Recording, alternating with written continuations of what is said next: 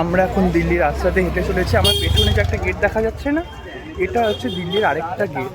এটা মুঘলদের বানানো গেট, মানে মেইন গেট তো আমাদের আছে দিল্লি গেট, এটাও একটা গেট, দিল্লিরই গেট, ওটা মুঘলদের বানানো গেট। আমি এখানে ছবি অ্যাটাচ করে দেবো সামনে। আর সামনে আরেকটা গেট দেখা যাচ্ছে, সেটাও দেখাই তোমাদের।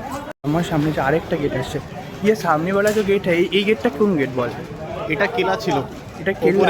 ওপরে সৈনিকরা থাকে তীর কামান নিয়ে, আগে যেভাবে থাকতো সেই ওই উপরে এই গেটের ওপরের দিকটাতে তাহলে কি সৈনিকরা ওখান থেকে তীর কামান নিয়ে থাকতো যদি কোনো অ্যাটাক হয় সেই জন্যে? হ্যাঁ হ্যাঁ, দিল্লি সালতানাতকে এগুলো সব প্রাচীর ছিল আগে মুঘল এম্পায়ার।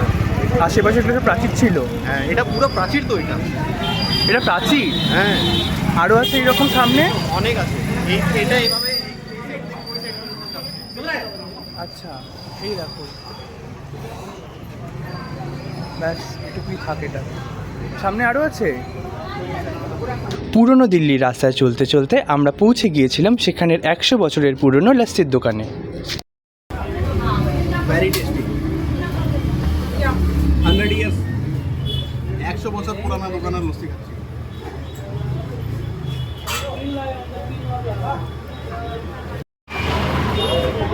এইটা একটু দেখো, এখানে দেখ লস্যির মধ্যে এখানটাতে উপরে আলাদা করে দই দিয়েছে।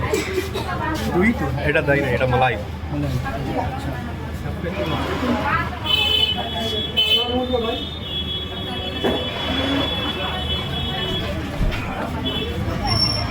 কেমন খেতে? সেই সময় আমি লস্যি খেতে এতটাই ইনভলভ ছিলাম যে আলাদা করে রিভিউ দিতে পারিনি তখন।